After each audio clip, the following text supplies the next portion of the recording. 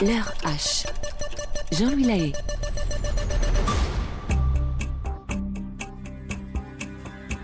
Nous sommes en 1961. C'est la fin de l'été et l'air est encore doux dans le New Hampshire, au nord-ouest des États-Unis. Sur une route de campagne, Betty et Barney Hill rentrent tranquillement chez eux en voiture après des vacances bien méritées. Il est tard, le ciel est constellé d'étoiles. Mais à bien y regarder, une étoile semble briller plus que les autres. Intrigué, le couple décide de s'arrêter un moment pour observer le phénomène avec des jumelles. C'est alors qu'ils aperçoivent dans le ciel un objet volant non identifié, entouré d'une lumière aveuglante. Betty et Barney sont sous le choc. Mais ils ont à peine le temps de distinguer une silhouette humaine là-haut, dans la lumière, qu'ils perdent tous deux connaissance.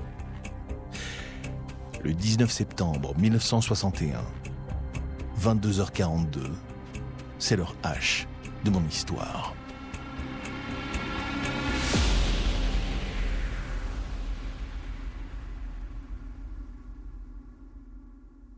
Lorsque Betty et Barney reprennent leurs esprits, ils se sentent totalement déboussolés.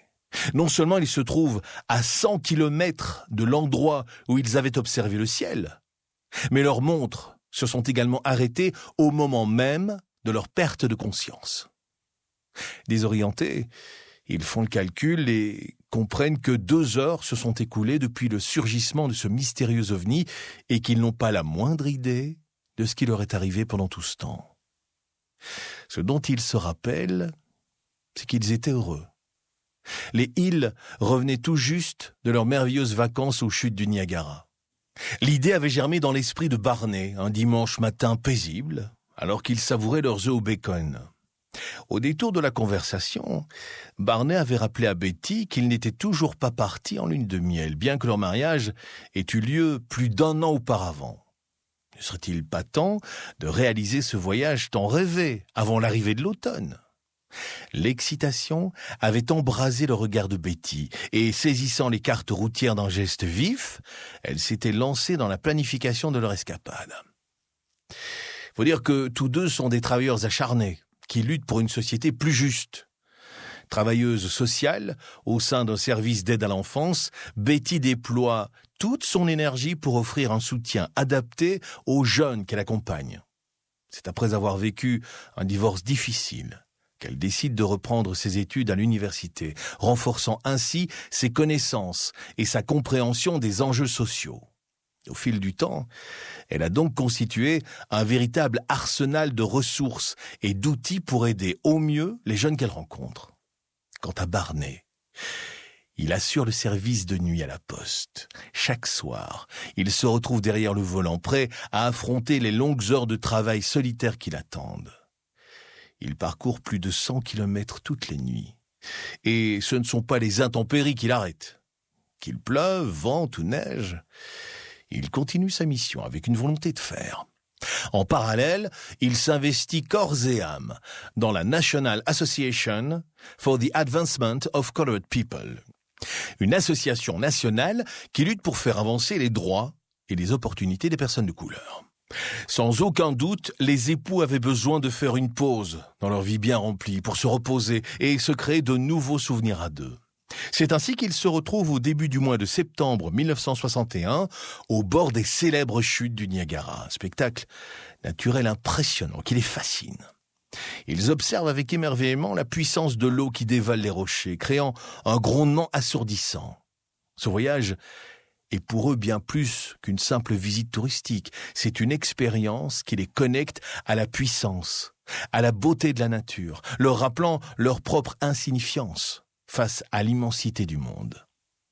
Lorsqu'ils reprennent finalement le chemin de leur foyer, ils ne se doutent pas que rien ne sera plus jamais comme avant. Cette nuit du 19 septembre 1961 va bousculer leur quotidien tranquille. C'est vers 1h du matin que Betty et Barney Hill reviennent à eux après l'incident et se retrouvent dans leur voiture sans parvenir à comprendre ce qu'il s'est réellement passé. Ils se souviennent de la lumière, mais pas de ce qui a suivi. Leurs esprits sont embrouillés par une confusion insondable. Le crépuscule baigne le paysage environnant d'une lueur dorée, tandis que la voiture des Hill traverse la route sinueuse qui leur est si familière. Betty est assise côté passager, ses mains se crispant légèrement sur le bord du siège, tandis que Barney, concentré, garde les yeux rivés sur la route. Le silence enveloppe l'habitacle, ponctué seulement par le doux ronronnement du moteur. Les yeux fatigués de Betty fixent le paysage défilant devant elle, son regard perdu dans un lointain horizon. Les pensées des Hill se mêlent dans un tourbillon d'émotions complexes. Ils cherchent tous deux à donner un sens à ce qu'ils ont vécu. À l'arrivée à Portsmouth, c'est en introduisant la clé dans la serrure de la maison que Betty prend soudain conscience des événements. Elle interroge Barney sur son vécu, venant à se demander si tout cela n'était pas un mauvais rêve. Mais lui aussi se souvient de la lumière. Il se souvient de la silhouette aperçue à bord de ce drôle de vaisseau. La fatigue se fait sentir dans les yeux du couple, mais une certaine appréhension persiste. Alors qu'ils sont debout devant leur maison, Betty et Barney déposent leurs valises sur le porche, hésitant à ramener des souvenirs de cette nuit hors du commun au sein de leur cocon familial. Ils ne savent pas ce qu'ils ont rencontré, mais ils savent que c'était quelque chose d'inhabituel, peut-être même au-delà de tout ce qu'ils avaient pu imaginer. Ils ne voudraient pas ramener des substances toxiques ou radioactives au sein de leur foyer. Betty et Barney prennent leur courage à deux mains et franchissent la porte d'entrée. Ils laissent derrière eux l'étrangeté de cette nuit, mais emportent une multitude de questions qui continueront de les hanter dans les jours à venir. Alors que l'obscurité enveloppe leur chambre à coucher, Betty et Barney s'installent dans leur lit et s'enlacent. Ils savent qu'ils partagent un lien particulier, renforcé par des années de complicité et de confiance. Ensemble, ils forment une équipe, prêts à affronter l'inconnu. Ce qu'ils ont vécu n'est pas une hallucination. Ils en sont tous deux convaincus, sans se l'avouer.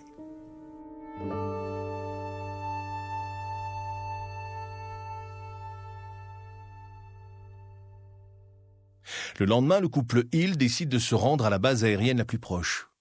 C'est sûrement la manière la plus raisonnable de gérer le problème, se dit Barney, essayant de se convaincre que ce qu'ils ont vu était un simple satellite ou un drôle d'avion.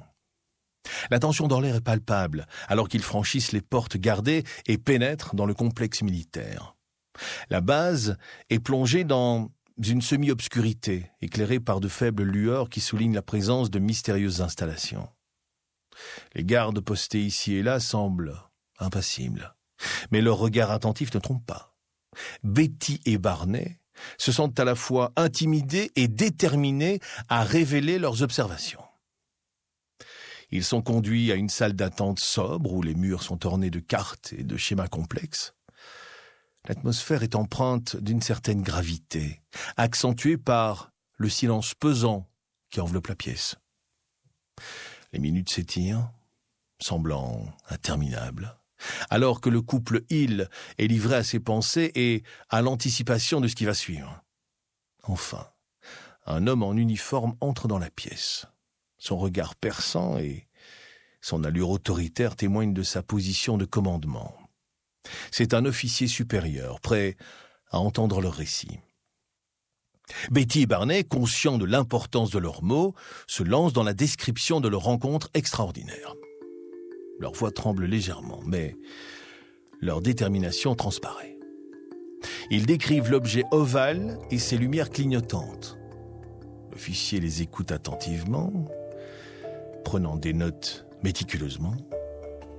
Son visage imperturbable ne laisse rien paraître.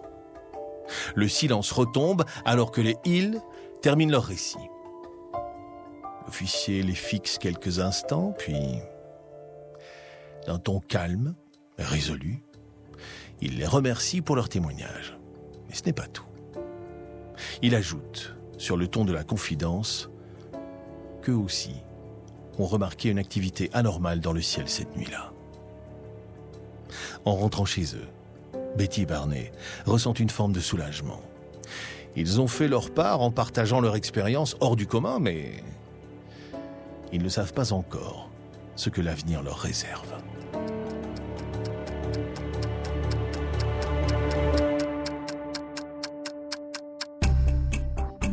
L'heure H. Jean-Louis Lahaye. Aujourd'hui dans l'heure H, je vous raconte l'histoire de Betty et Barney Hill, un couple américain ayant vécu une expérience pour le moins étrange. Ils affirment avoir aperçu un objet volant non identifié dans le ciel la nuit du 19 septembre 1961. Une rencontre qui ne les aura pas laissés totalement indemnes. Mais tous deux sont bien décidés à comprendre ensemble ce qui a bien pu leur arriver lors de cette mystérieuse nuit.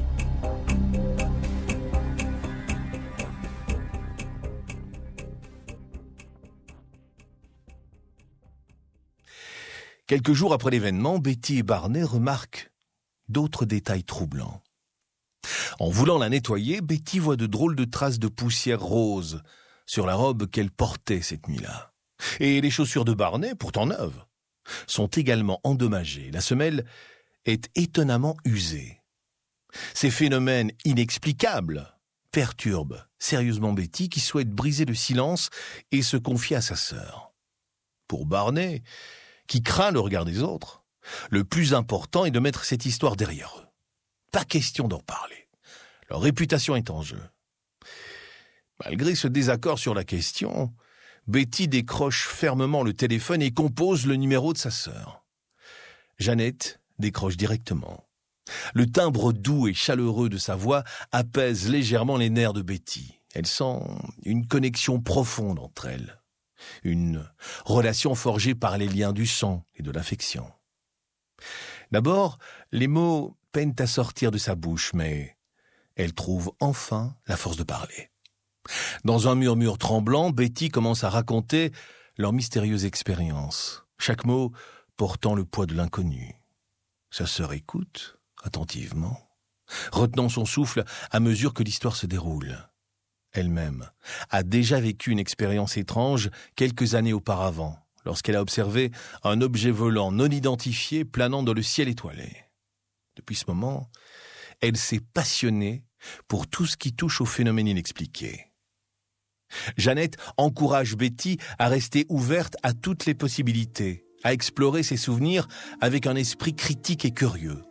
Elle lui recommande de tenir un journal de ses souvenirs, de chercher des témoignages similaires et de se renseigner sur les recherches en cours dans le domaine. Une fois le téléphone raccroché, Betty s'élance vers le bureau et ouvre tous les tiroirs avec précipitation. Barney la suit, étonné de son comportement. Semblant avoir trouvé ce qu'elle cherche, Betty court vers la voiture garée juste devant leur maison. Elle brandit alors une boussole qu'elle place devant le capot. Et elle attend. Barney, stupéfait, observe la scène. « Oh mon Dieu !» s'écrie soudain Betty. « L'aiguille s'affole quand on l'approche de la voiture. Jeannette avait raison. » Barney vient observer la scène de plus près et essaye d'expliquer rationnellement ce qu'il se passe lorsqu'il remarque un détail déconcertant. Sur la carrosserie rouge vive de leur Chevrolet, d'étonnantes taches colorées brillent au soleil. Cela dit, ces observations étranges ne mènent à rien. Les Hill ont beau se tourner vers la communauté scientifique, leurs appels restent sans réponse. Les experts se dérobent ou dédaignent leurs récits, les laissant seuls avec leurs interrogations persistantes. Ils sont confrontés à une réalité qui défie toutes les explications rationnelles. Pour tenter de ranimer les souvenirs enfouis, le couple déploie donc une série de stratégies. L'une d'entre elles consiste à dessiner la scène qu'ils ont vécue dans ses moindres détails, espérant ainsi que les contours et les nuances se révèlent sous le crayon. Pour ça, Betty et Barney décident de se retrancher chacun dans une pièce différente de la maison, afin de ne pas s'influencer. Et lorsqu'ils comparent les deux dessins, tout coïncide.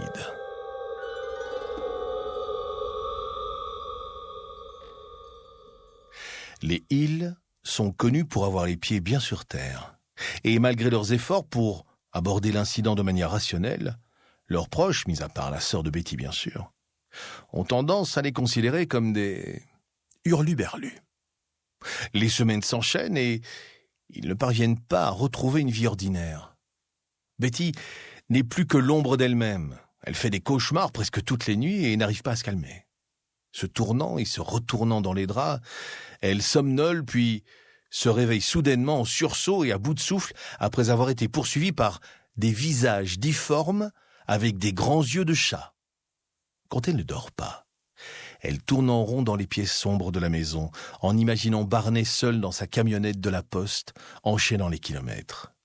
Elle a si peur qu'il lui arrive à nouveau quelque chose, qu'elle guette chaque matin son retour depuis la fenêtre de la chambre à coucher. Barney, lui aussi, a de plus en plus de mal à voir la vie du bon côté. Son job est épuisant et quand il rentre à la maison, il n'arrive pas à fermer l'œil. Il a des pensées obsédantes. Il revoit sans cesse cette lumière aveuglante. Leurs proches remarquent ce changement d'attitude et la plupart d'entre eux voient cette histoire d'objets volants non identifiés d'un mauvais œil. Les murmures et les regards en coin pénètrent Betty et Barney tels des poignards invisibles. Barney se sent d'autant plus isolé qu'il avait décidé de quitter Philadelphie quelques années plus tôt après ses fiançailles avec Betty.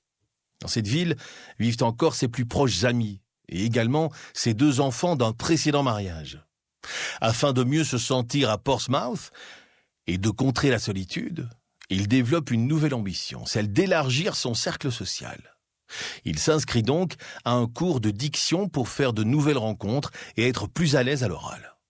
Cette activité lui plaît tellement qu'il en vient à écrire une série de sketchs humoristiques qu'il s'applique à jouer devant des assemblées de plus en plus larges. Durant son temps libre, Betty, elle, aime se perdre dans les pages d'un roman captivant, ce qui lui permet de s'évader de la réalité troublante qui l'entoure. Avec chaque mot, chaque phrase, une nouvelle dimension se crée dans son esprit. Elle se glisse aisément dans la peau des personnages, ressentant leurs émotions et partageant leurs aventures. Dans cet univers littéraire, ces tracas s'effacent temporairement, laissant place à un monde de rêves et de possibles. Malgré ces moments paisibles, l'angoisse liée à ce qu'ils ont vécu continue de prendre de plus en plus de place dans leur vie. Souvent le week-end, ils partent ensemble en voiture sur la Nationale 3 pour essayer de refaire l'itinéraire qu'ils ont suivi cette fameuse nuit du 19 septembre 1961. Ils tentent d'abord de retrouver l'endroit exact où ils se sont arrêtés pour observer la voûte céleste. Cela donne lieu à des querelles sans fin, Betty étant persuadée qu'il s'agissait d'un ovni et Barney se trouvant dans un brouillard mental constant. Il ne sait plus quoi penser de toute cette histoire. Les mois filent et l'angoisse monte au sein du foyer Hill.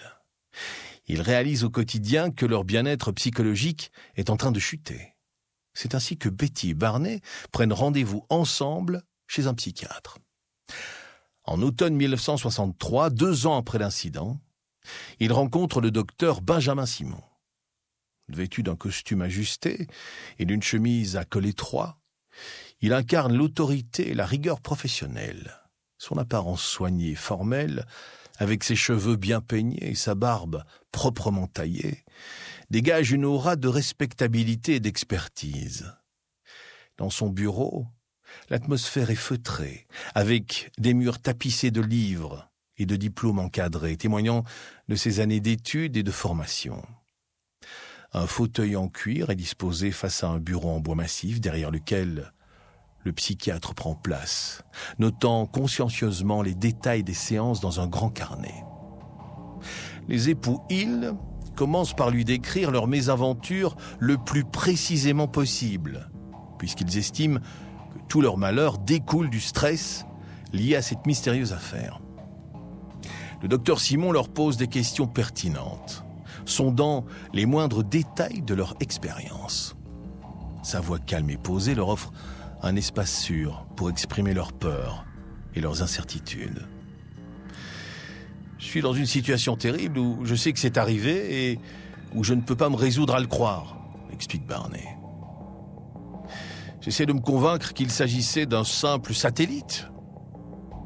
Il confie être en arrêt maladie depuis 6 mois, pour cause d'épuisement physique lié à l'anxiété. Betty fait également part de ses angoisses et décrit ses cauchemars en détail. Suite à cette première séance, le psychiatre observe chez ses nouveaux patients les symptômes typiques du stress post-traumatique. Pour lui, le traitement doit être centré sur les réactions d'anxiété que provoque leur apparente amnésie. La question d'apprendre quelque chose sur ce qui volait dans le ciel ce soir-là, ovni ou non, est d'une importance secondaire. La tâche principale consiste à déterminer le traitement de façon à venir à bout de ce cas unique d'amnésie double. Une semaine plus tard, le docteur Simon introduit la deuxième séance en expliquant sa méthode d'hypnothérapie. Il propose de les guider dans un état de relaxation profonde qui leur permettra peut-être de retrouver la mémoire et comprendre ce qu'il s'est passé cette nuit-là. Betty et Barney sont connus pour leur grande ouverture d'esprit. Ils acceptent directement de jouer le jeu en espérant trouver les réponses cachées dans les méandres de leur esprit. Pour cela, ils vont suivre des séances individuellement. Pendant ces sessions d'hypnose, le docteur Simon les guide avec habileté, en les aidant à explorer les recoins les plus sombres de leur subconscient. Des émotions refoulées refont surface. Des images se matérialisent, dévoilant peu à peu les contours de leur rencontre avec l'inexplicable. Les Hill se confrontent à leur propre vulnérabilité, mais aussi à la promesse d'une compréhension plus profonde des événements. Un matin d'hiver, dans la paisible atmosphère du cabinet du docteur Simon, Betty s'installe confortablement sur le fauteuil rembourré. Elle connaît la routine et dès son arrivée, elle parvient rapidement à se mettre dans un état de relaxation. Ses mains reposent doucement sur ses genoux, tandis que ses yeux se fixent au plafond. Le docteur Simon lance l'enregistreur afin de garder une trace de ces séances, mais aussi pour pouvoir confronter les deux versions des faits. Le psychiatre s'approche doucement de Betty. Sa voix calme et apaisante résonne dans la pièce. Il lui demande de fermer les yeux et de se détendre complètement en laissant les tensions du quotidien s'évanouir. Les battements réguliers de la respiration de Betty se mêlent aux mots rassurants du médecin, l'emmenant progressivement vers un état d'hypnose. Alors qu'elle se laisse aller, son esprit s'évade dans un paysage intérieur. Les souvenirs de son expérience aux chutes du Niagara commencent à émerger et à prendre vie sous sa paupière close. Des images vives et claires se dessinent. Elle entend le bruit des chutes d'eau et sent des gouttelettes fraîches sur son visage. Elle se sent bien, apaisée. Ensuite, tout s'enchaîne. Elle se trouve tout à coup dans la voiture, à la nuit tombée. Le docteur Simon observe le comportement de Betty changer. C'est la première séance où elle parvient à se remémorer le moment où elle a vu l'objet volant non identifié dans le ciel. Sa respiration s'accélère, elle s'agite sur le fauteuil. « La lumière blanche !» crie-t-elle soudain. Des émotions intenses montent en elle, mélange de fascination, de peur, d'incertitude. Elle se souvient d'être sortie de la voiture en prenant ses jumelles pour mieux observer ce qu'elle croyait être un satellite ou un petit avion. Mais à bien y regarder, elle réalise qu'il s'agit d'un objet circulaire qui tourne sur lui-même, là-haut, dans le ciel. Les détails se précisent à mesure que la séance avance. Betty ressent les sensations physiques ressurgir, se remémorant la tension dans l'air, le froid sur sa peau et les battements précipités de son cœur. Les sons environnants se font entendre à nouveau, les voix lointaines, les bruits étranges. Tout prend vie dans son esprit, y compris une image déconcertante, celle d'un étrange être vivant grisâtre, la fixant de ses grands yeux brillants.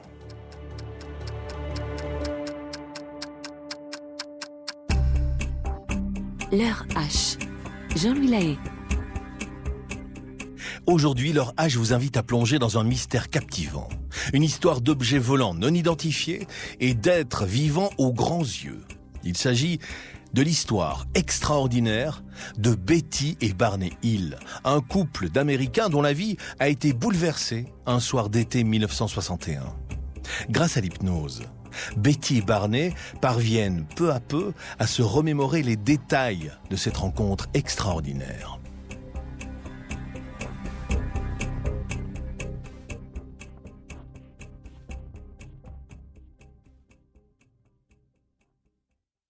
Dans le cabinet du psychiatre Benjamin Simon, Betty Hill est toujours couchée sur le fauteuil, sous hypnose. Elle revit l'événement de la nuit du 19 septembre 1961. Le docteur la guide à travers les différentes scènes de l'incident, lui posant des questions pour approfondir sa compréhension. Elle lui explique être retournée dans la voiture après avoir observé l'OVNI. Saisie d'une terreur intense, Barney et elle ont décidé de quitter les lieux au plus vite. Dans la voiture, Betty regarde le paysage défiler par la fenêtre et elle voit au loin que cette espèce de soucoupe volante lumineuse continue à les suivre où qu'ils aillent. Sur le volant, les mains de Barney ont commencé à trembler. Il accélère, tentant de semer l'OVNI, mais en vain. Tous deux commencent à se sentir extrêmement faibles, comme vidés de leur énergie vitale. Des sensations étranges les traversent. Une combinaison d'engourdissement et de picotement qui semble altérer leur perception de la réalité. Sentant qu'il perd pied, Barney a tout juste le temps de se garer sur le bas-côté. L'objet volant se rapproche alors du sol pour finalement atterrir à quelques mètres de la voiture. Quelques secondes plus tard, d'étranges êtres sortent de l'habitacle et rejoignent la voiture des Hill. Ils semblent flotter dans l'air sans effort, comme s'ils n'étaient pas soumis aux lois de la gravité. Betty et Barney observent les êtres mystérieux qui les entourent, étudient leur apparence, leurs gestes, cherchant à comprendre leurs intentions. « Décrivez-moi ces êtres », demande le docteur Simon. Betty dresse alors le portrait de ces extraterrestres. Mesurant entre 1,20 m et 1,50 m de hauteur, leur silhouette est mince, gracile, avec des membres fins et délicats. Leur peau est d'un teint pâle. Elle est lisse et dépourvue de poils ou de tout autre attribut visible. Leur crâne est de forme allongée, légèrement surdimensionné par rapport au reste du corps. Ils possèdent de grands yeux noirs en forme d'amande, sans pupille visible. Il suffit d'un regard perçant d'un des extraterrestres pour que les époux Hill comprennent qu'ils n'ont pas d'autre choix que de les suivre. Ils sont tous deux forcés de monter la rampe métallique du vaisseau ovale. Une fois à l'intérieur, Betty et Barney sont séparés. Ils comprennent qu'ils vont passer des examens médicaux. Assise sur une sorte de brancard très froid, Betty se fait examiner. La bouche, les oreilles, les dents, la gorge, les mains. Un des extraterrestres lui coupe une mèche de cheveux et un ongle. Betty se souvient des frissons qui ont parcouru son épine dorsale alors que des instruments inconnus exploraient chaque centimètre de sa peau. Toujours hypnotisée, elle revit ce moment perturbant lorsqu'elle perçoit à distance la voix du docteur Simon qui lui pose des questions. Il l'interroge sur les raisons de ces manipulations. « Je ne sais pas, je ne comprenais pas, c'est comme s'il cherchait à comprendre notre physiologie, à étudier les moindres détails de notre corps, » lui répond Betty. Le psychiatre comprend qu'un des examens est extrêmement douloureux pour elle, puisque les aliens lui auraient inséré une fine aiguille dans le nombril. Dans une séance antérieure, Barney lui avait partagé un récit similaire, lui aussi, ayant été profondément marqué par ces intrusions. Il avait confié au psychiatre avoir eu l'impression d'être dépossédé de son propre corps. Alors que la séance tire à sa fin, Betty se prépare à revenir à l'état de conscience ordinaire. Le docteur Simon la guide avec douceur, la ramenant progressivement à la réalité présente. Ses yeux s'ouvrent lentement et elle se retrouve face au visage bienveillant du médecin qui l'encourage à partager ses impressions et ses ressentis.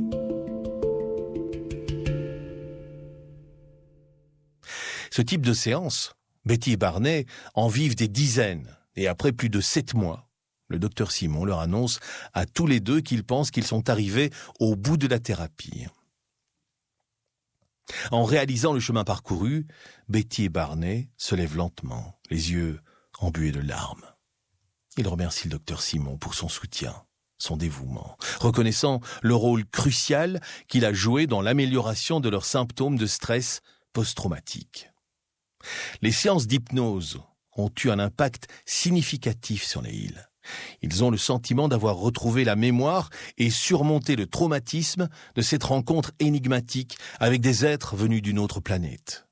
Cette séance finale, chez le docteur Simon, marque la fin d'une étape importante pour eux. Ils repartent avec le sentiment que leur histoire ne fait que commencer à inspirer et à éveiller la curiosité des autres. Effectivement, au fil des mois, l'histoire s'ébruite et attire l'attention de médias américains et même internationaux. Le couple Hill est sans cesse sollicité pour des interviews. Même le docteur Simon est amené bien malgré lui à témoigner. Il souligne la bonne foi de Barney et Betty, expliquant que leurs versions des faits sont identiques et qu'il aurait tout simplement été impossible de lui mentir durant tout ce temps. Il rappelle qu'il détient de précieuses archives, plus de 40 heures d'enregistrement des séances sur cassette audio. Il raconte qu'au fil de la thérapie, Betty et Barney ont fourni des détails précis et cohérents sur leur expérience, ce qui renforce la crédibilité de leur récit. Pourtant, certains sont sceptiques et tentent de rationaliser les événements mystérieux rapportés par les Hill. Ils balaient d'un revers de main toute possibilité d'interaction extraterrestre, expliquant les observations par des phénomènes naturels, des hallucinations ou des erreurs de perception. Dans plusieurs journaux, de longs articles remettent en question la sincérité de Betty et Barney, soupçonnant qu'ils cherchent simplement à se créer une notoriété ou à profiter de leur récit en vue de gains financiers. Leur expérience extraordinaire est ainsi réduite à un simple coup de pub, une fabrication astucieuse pour attirer l'attention des médias et du public. Au cœur de leur histoire, un nuage d'incertitude flotte dans l'atmosphère. Les voix sceptiques pointent du doigt la possibilité d'un phénomène connu sous le nom de faux souvenirs. Cela soulève des questions profondes sur la nature du fonctionnement de notre mémoire, puisqu'un faux souvenir est une construction de l'esprit, une distorsion de la réalité qui se présente comme un souvenir authentique, mais qui est en fait une fabrication involontaire de notre cerveau. Dans le cas des Hill, certains se demandent si leur rencontre avec les extraterrestres ne serait pas uniquement le résultat d'une construction imaginaire, forgée à travers une influence extérieure comme les séances d'hypnose. Pour répondre à leurs nombreux détracteurs, Betty et Barney Hill décident de se tourner une énième fois vers la communauté scientifique pour faire analyser la mystérieuse poudre rose retrouvée sur la robe de Betty lors de cette fameuse nuit du 19 septembre. Ils savent que cette substance pourrait être la clé pour établir la véracité de leur récit. Avec une certaine fébrilité, ils envoient l'échantillon à un laboratoire spécialisé, espérant que les scientifiques pourront leur apporter des réponses concrètes. Les jours semblent interminables, alors qu'ils attendent anxieusement les résultats d'analyse. Finalement, le téléphone sonne. C'est Barney qui décroche. Et il manque de défaillir. En entendant la voix du scientifique de l'autre côté du fil, un sourire se dessine sur son visage. Betty devine immédiatement de quoi il s'agit. Le produit prélevé sur la robe est tout simplement inconnu après analyse.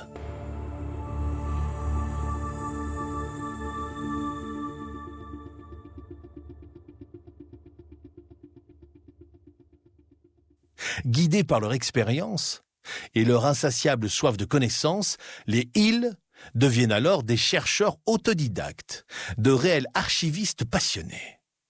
Ils explorent les annales des théories sur les voyages interstellaires et sur les rencontres avec des êtres venus d'ailleurs. Au fur et à mesure qu'ils se plongent dans la documentation, Betty et Barney s'émerveillent devant la richesse et la diversité des récits similaires aux mystères qu'ils ont eux-mêmes vécus. Leur salon devient la scène de leur exploration de l'ufologie, cette nouvelle science étudiant les ovnis et les phénomènes associés. Les murs tapissés de bibliothèques, soigneusement organisés et les volumes alignés avec précision, constituent une collection impressionnante d'ouvrages consacrés au mystère du cosmos. Des dossiers débordant de rapports d'observation d'OVNI et d'articles de journaux sont éparpillés sur une grande table en bois, témoignant de leur quête incessante de connaissances. Des cartes et des schémas sont épinglés sur le mur, reliant des points géographiques révélateurs d'observations notables. Des piles de notes, de crayons et de surligneurs sont disposés à portée de main, prêts à capturer chaque découverte importante. Les murs du salon semblent s'animer de mystères et de possibilités infinies, alors que les îles se plongent plus profondément dans les récits énigmatiques et les théories audacieuses. Il faut garder en tête qu'à l'époque, les États-Unis sont plongés dans une période de bouleversement politique et de tensions croissantes à l'échelle mondiale. La guerre froide avec l'Union soviétique est alors à son apogée, marquée par une course à l'armement et une rivalité idéologique.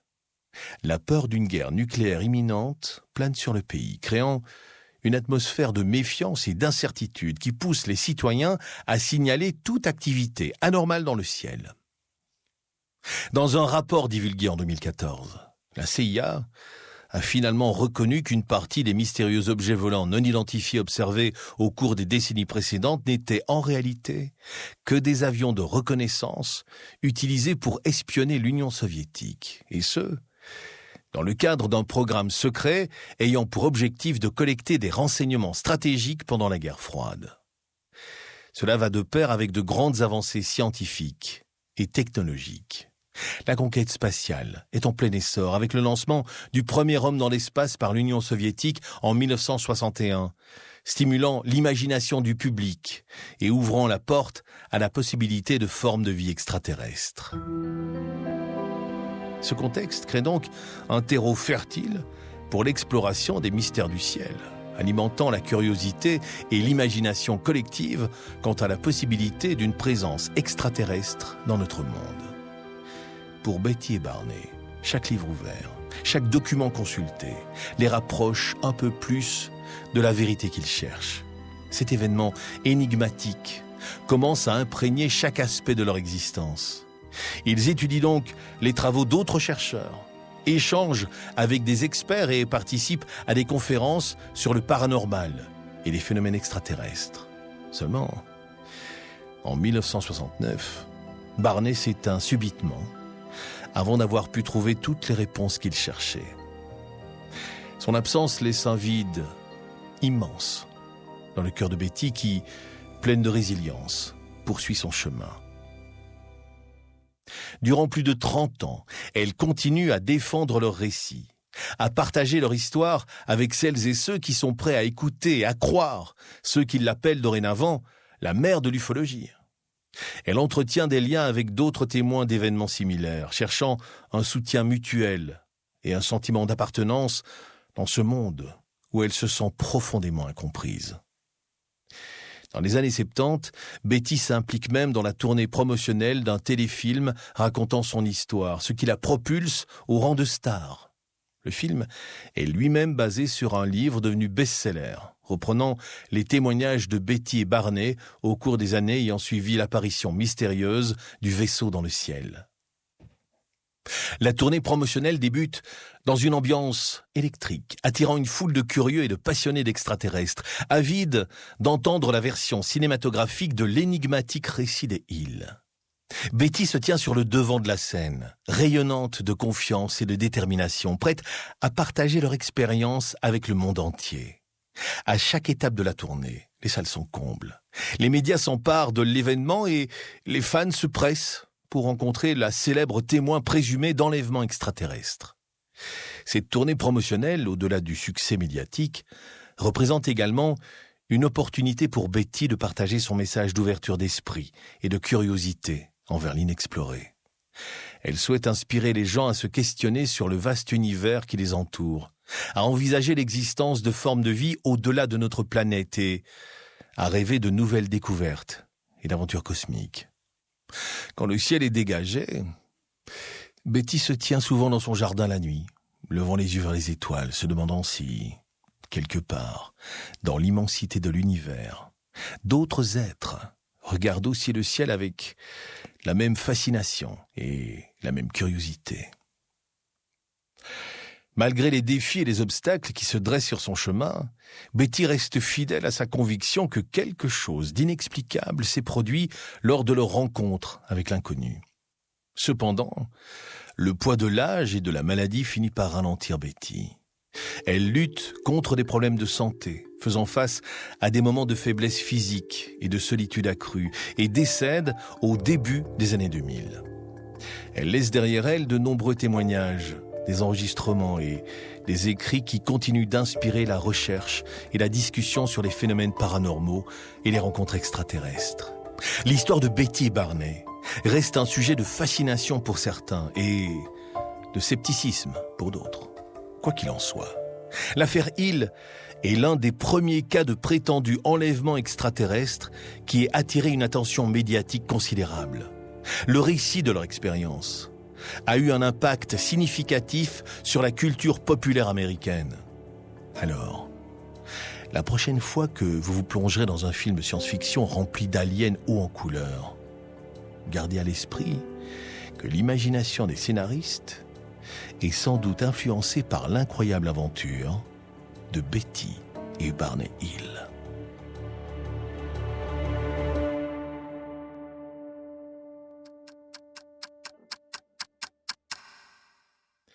Voilà donc pour ce récit extraordinaire que j'ai le plaisir de partager avec vous grâce à la plume de Célène Sinagovitz. L'heure H. Jean-Louis Lahaye.